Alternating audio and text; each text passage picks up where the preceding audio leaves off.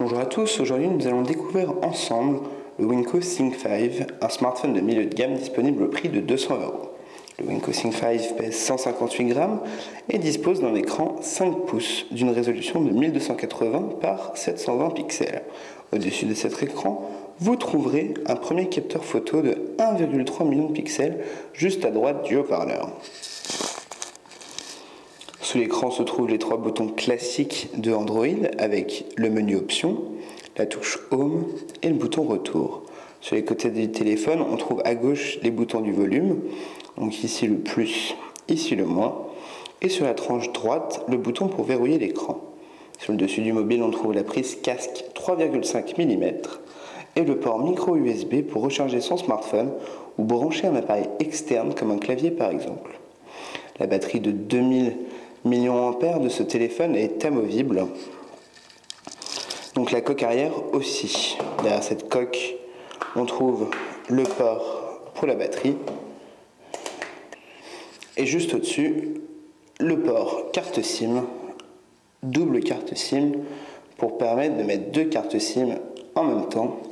C'est pratique si on veut jongler entre vie professionnelle et vie personnelle, ou tout simplement si on est chez deux opérateurs différents pour utiliser deux réseaux différents quand on le souhaite. Au centre de ces deux ports micro SIM, on découvre un port micro SD pour mettre une carte et étendre la mémoire de son téléphone pour ajouter photos, vidéos, images, films et j'en passe. Toujours derrière, on trouve donc un appareil photo avec un capteur de 8 millions de pixels et juste en dessous son flash. Donc avant de passer à la partie logicielle, on va terminer avec la partie technique. Donc ici on voit que l'écran de 5 pouces est très salissant. Regardez, après quelques secondes d'utilisation, on peut voir déjà les nombreuses traces de doigts présentes sur l'écran. Et niveau qualité, on voit bien que on est loin d'un écran AMOLED d'un Samsung ou du Retina de l'iPhone 5. Voilà pour ce qui est du smartphone en lui-même. Intéressons-nous maintenant à la partie logicielle. Donc le Think 5 dispose d'Android Jelly Bean 4.2. L'interface est donc le classique d'Android. Donc ici, on va maintenant allumer le mobile. Donc quand on l'allume, il affiche Winco. Donc voilà. Donc comme j'ai pu le dire, ce smartphone dispose d'Android Jelly Bean 4.1.2.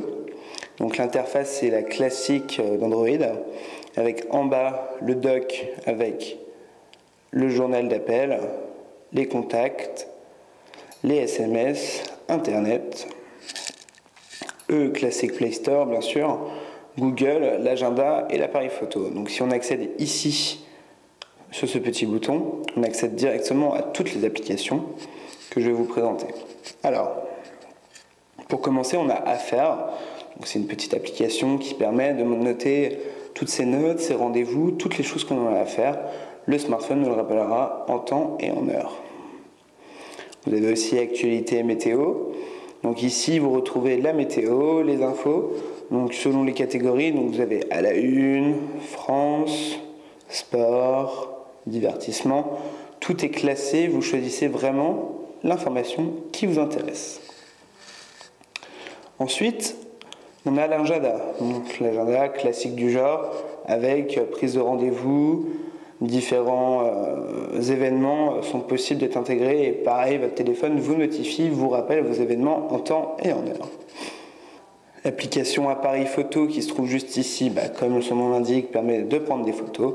Donc ici, vous découvrirez dans cette application plusieurs petits services et effets. On pourra rajouter des effets à sa photo. Par exemple ici, effet de couleur, on va choisir aquatique. Donc vous voyez, la prise de vue est maintenant bleue. Et si je passe ma main devant, ma main sera bleue aussi. Donc ça c'est l'effet aquatique. D'autres effets sont disponibles sur ce smartphone. Donc négatif, tableau noir, tableau blanc. Vous découvrirez tout ça. Après l'appareil photo, on trouve La boîte à outils SIM, donc ici, ça servira à switcher justement entre vos deux cartes SIM. Comme je l'ai dit au début, vous pouvez mettre deux cartes SIM dans ce téléphone. Donc la calculatrice classique du genre pour faire n'importe quel calcul, Chat Plus pour se connecter au chat de Google+, Chrome, le navigateur natif de Google, ou c'est une alternative en fait au premier navigateur qui vous est proposé sur Springboard dans le dock. Contact toujours qu'on retrouve dans le menu des applications, le dictaphone. Donc c'est pour enregistrer n'importe quel son, une interview, un son qui passe dans la rue, vraiment tout ce qui nous intéresse. L'application mail, l'application émission FM. Donc là, quand je la lance, elle ne se lance pas parce qu'il faut brancher les écouteurs, mais sinon vous pourrez écouter toutes vos stations de radio favorites sans aucun souci. Facebook est intégré directement dans le téléphone. La galerie pour accéder à toutes vos photos. Donc ici, on peut voir quelques clichés que j'ai pris avec le téléphone. Voilà. Vous trouverez également le gestionnaire de fichiers, donc pour accéder à toutes vos musiques, photos et vidéos, les classer. Gmail, donc la messagerie de Google, intégrée au téléphone, toujours. Google pour faire vos recherches. Google+, les différentes horloges, donc si vous partez à l'étranger, vous pourrez trouver l'horloge qui correspond à votre pays. Le lecteur Google Vidéo pour lire des vidéos, Local, donc une autre application native de Google, donc qui se rajoute à Maps. Donc avec cette application, vous pourrez découvrir tout ce qui se trouve autour de vous, les restaurants, les cafés, les bars, les différentes attractions. Donc par exemple ici, on est dans le quartier de Bonne Nouvelle. Donc si je choisis les restaurants, il fait la recherche de restaurants et il va m'afficher tous les restaurants à proximité de mon lieu de travail. Après Local, vous trouverez le logiciel Maps. Donc bien sûr, l'application native de Google qui vous permet de trouver votre chemin. Donc ici, si on fait une géolocalisation, il nous trouve assez rapidement. L'application musique, donc pour écouter tous vos sons que vous aurez mis sur votre téléphone. Donc on va faire un petit test.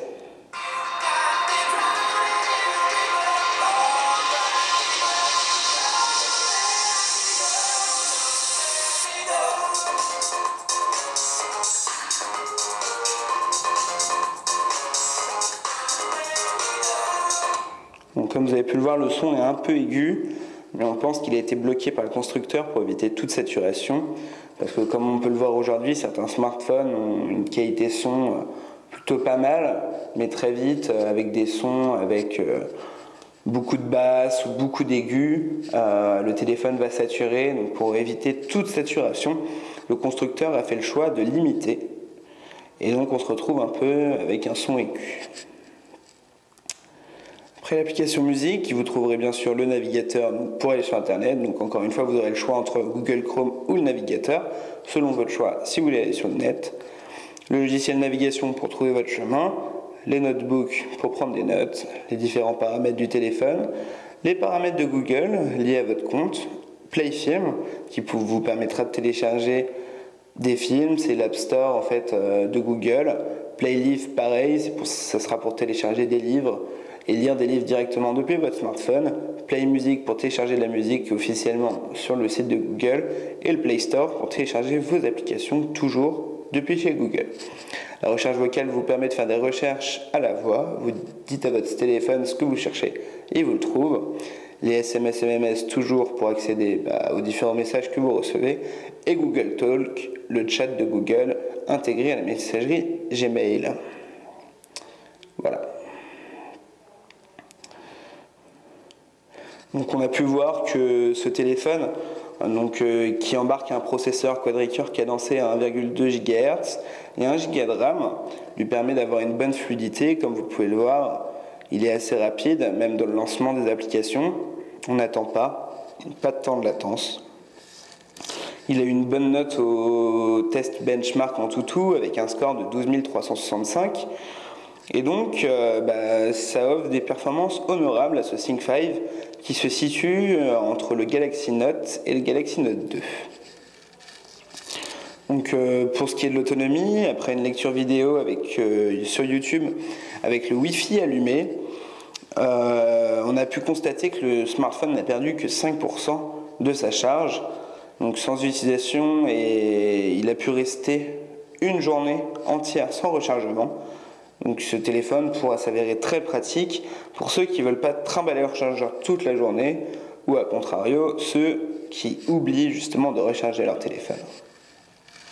Donc au final, ce Wiko est un téléphone de milieu, voire de bas de gamme, parce que même si c'est une bonne fluidité, il y a des problèmes qui persistent et on ne peut pas classer ce téléphone vraiment dans la milieu de gamme, donc on dira milieu bas de gamme. Et on pourrait dire que ce téléphone sera destiné à toute personne qui sera, néophyte, toute personne qui commencera avec les smartphones, ou ceux qui cherchent un smartphone avec des capacités basiques pour ne pas s'embêter.